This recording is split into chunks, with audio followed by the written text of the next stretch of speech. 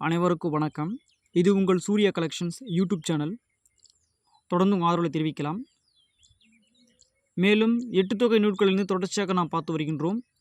இன்று புறநானூற்று நூலிலிருந்து ஒரு சில தகவல்களை பற்றி நாம் பரிமாறிக்கொள்ளலாம். நம்முடைய யூடியூப் சேனலை இதுவரை சப்ஸ்கிரைப் பண்ணாதவங்க மறக்காமல் சப்ஸ்கிரைப் பண்ணிக்கோங்க. பெல் ஐக்கானை கிளிக் பண்ணிக்கோங்க. ஸோ வாங்க வீடியோக்குள்ளே போகலாம். கவனிங்க, புறநானூறு இது 8 தொகை நூல்களில் ஒன்று. ஸோ புறநானூறு எப்படி பிரியும் அப்படின்னு பார்த்தீங்கன்னாக்கா, புறம் கூட்டல் 4 கூட்டல் 100 என பிரியும். இந்நூலை தொகுத்தவர் பெயர் தெரியவில்லை. ஸோ அடுத்தது, கடவுள் வாழ்த்து பாடியவர் யாருனாக்கா, பாரதம் பாடிய பெருந்தேவனார்.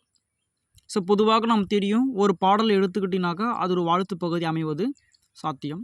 ஸோ வாழ்த்து நாம் சொல்லியிருந்தோம். வாழ்த்து என்னன்னாக்கா, ஒருவரை வாழ்த்தி வணங்கி அல்லது போற்றி பாடுவது வாழ்த்துன்னு சொல்லியிருந்தோம். அப்போ புறநானூற்றில் அமைந்த வாழ்த்து எதனை பற்றி அமைந்துள்ளதுனாக்கா, சிவபெருமானை போற்றி வாழ்த்தும் வகையில் அமைந்துள்ளது. இந்நூலில் மொத்தம் பாடல்கள் எண்ணிக்கை 400 பாடல்களை உள்ளடக்கியது. ஸோ அடியல்லை பாருங்கள், 4 அடி முதல் 40 அடி வரை கொண்டது. அடுத்தது, புறநானூறு புறத்தணியை சார்ந்த நூல். புறநானூறு வந்து சங்கத்தமிழ் நூல் எனும் வழங்கப்படுகிறது.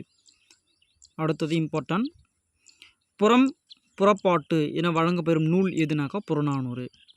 ஸோ இதெல்லாம் வந்து இம்பார்ட்டன்ட். அதாவது புறநானூறு அடியல்லை, அடுத்து புறத்தணியை சார்ந்தது, சங்கத்தமிழ் நூல் அழைக்கப்படுகிறது. புறம் மற்றும் புறப்பாட்டு என வழங்கப்படும் நூல் வந்து புறநானூறு.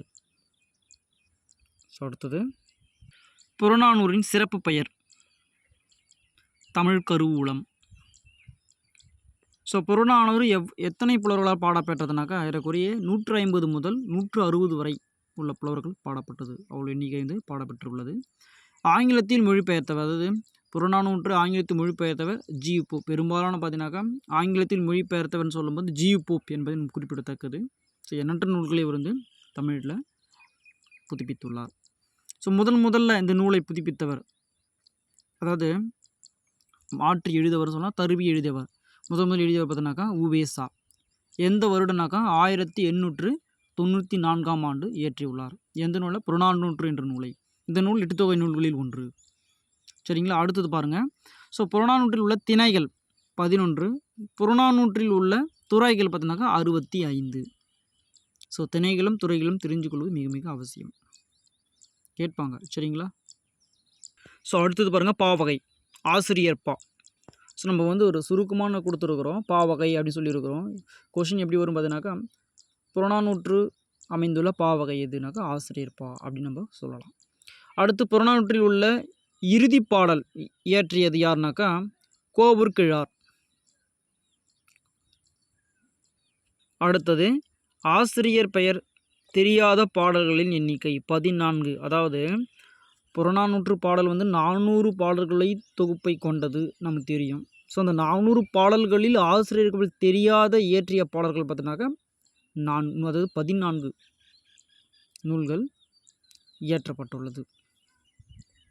பார்த்தமைக்கு நன்றி. மீண்டும் நாளை ஒரு புதிய வீடியோவில் சந்திக்கலாம். அதுவரை உங்களது விடைபெறுவது த சூர்யா கலெக்ஷன்ஸ். நன்றி மாணவர்களே.